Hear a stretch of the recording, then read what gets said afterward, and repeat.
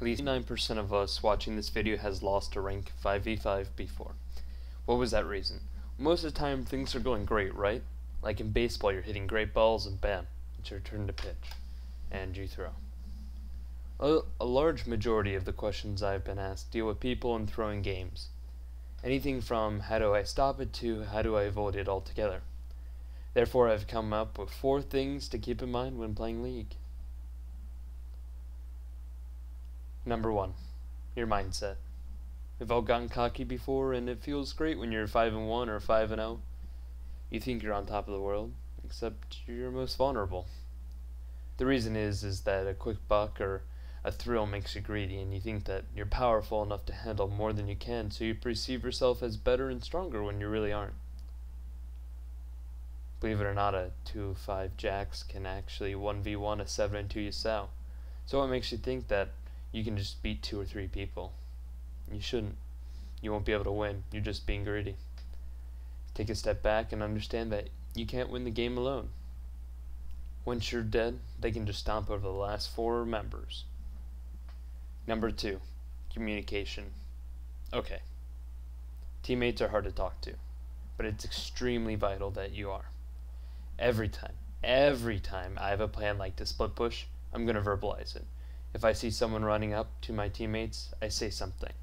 If I see anyone getting into danger, I do something.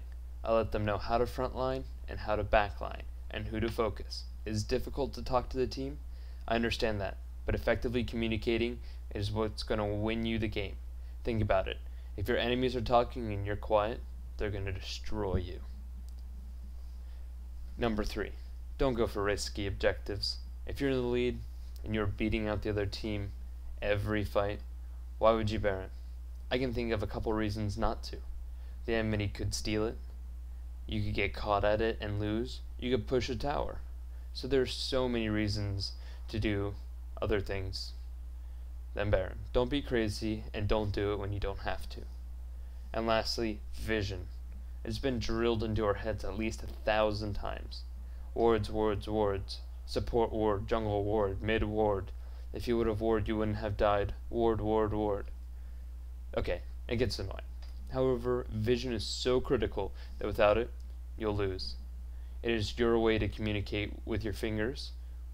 Without wards, you're blind. Not only that, do you need vision, you need to stop the enemy vision. Oh, and if you do ward, you can catch the enemy team when they're not suspecting it at all. If you take their vision away, you force them to spend time revisiting places that we're just at. That makes you a prime annoyance, but will win you the game. It is when you get ahead and stop warding and taking away their vision that the enemy team can pull ahead. Okay, so here are 4 major tips to stop throwing the game. There are more. Don't be the reason your team threw. It is hard, but if you give it time, all throughout Bronze and Challenger, they have to do these things. Oh, and don't forget, don't give up. You can still win if you try. Stay tuned for my next video, how to come back for throws, or how to come back in general.